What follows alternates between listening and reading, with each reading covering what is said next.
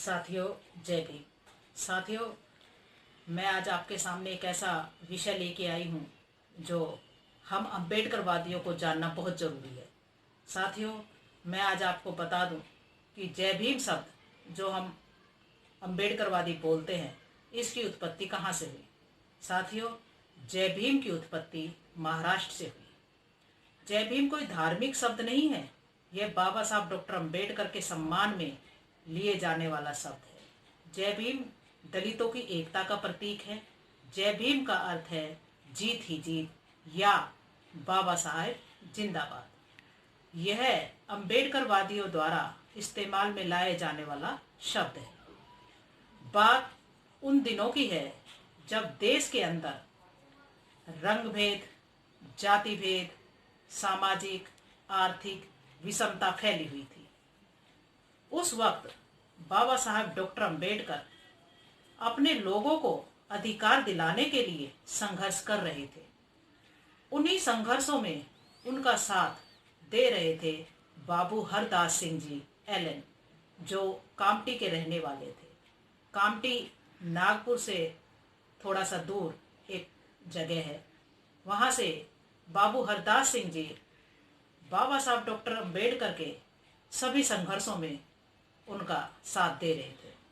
महाड़ के तालाब से लेके कालाराम मंदिर, पूना पैक्ट 1932 में जो बाबा साहब ने संघर्ष किए अपने लोगों को अधिकार दिलाने के लिए, तो इन्हीं सब संघर्षों में बाबू हरदास सिंह जी बढ़ चढ़ करके अपनी भूमिका निभा रहे थे।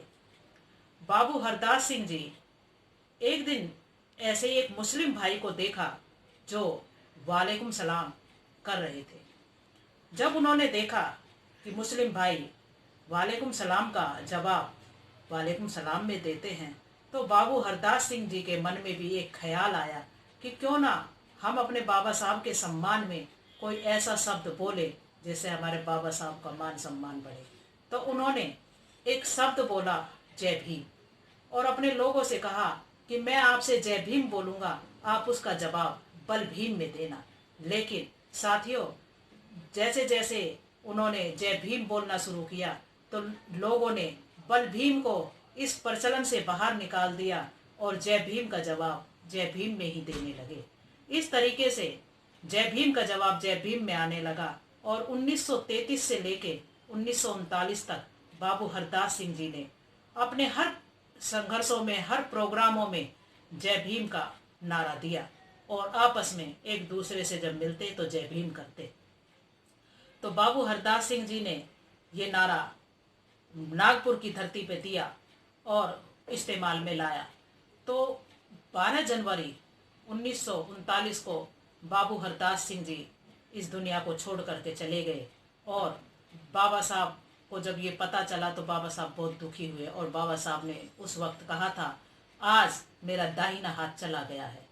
और बाबा साहब ने अपने जीते जी जय भीम शब्द को इस्तेमाल करना शुरू कर दिया था। और 1949 में तो बाबा साहब ने ये पेपरों में भी लिखना शुरू कर दिया था और जय भीम का प्रचलन आज एक बहुत अम्बेडकरवादियों के लिए एक बहुत बड़ी शान का, मान का, इज्जत का शब्द है। साथियों, मैं यहाँ थोड़ा सा और जिक्र करना चाहती हूँ। जय भीम शब्द कामटी से आया और कामटी मैंने बताया थोड़ी सी दूर है नागपुर से, ज़्यादा दूर नहीं है। मैं वहाँ पे पर्सनली गई हूँ और बाबू हरदास सिंह जी का वहाँ पे स्टैचू लगा हुआ है और मैंने उनको नमन भी किया है।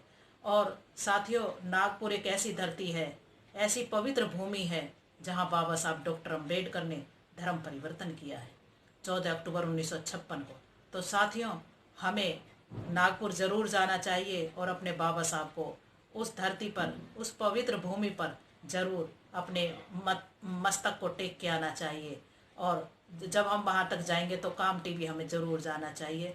और साथियों, बाबा साहब ने इस देश को संविधान दिया और अपने लोगों को संविधान दिया और अपने लोगों को साथ के साथ धर्म भी दे दिया। तो हमें बाबा साहब की बात को मानना चाहिए और जितनी जल्दी हो। और अगर हमें अपनी तरक्की चाहिए, अपनी भलाई चाहिए, तो बाबा साहब के 3 मूल मंत्र, शिक्षित बनो, संगठित रहो, संघर्ष करो, और बाबा साहब के संविधान को अपनाना चाहिए। और हमें संविधान को पढ़ना चाहिए, तभी हमारी उन्नति संभव है। इन्हीं शब्दों के साथ साथियों, जय भीम, जय भारत, नमो।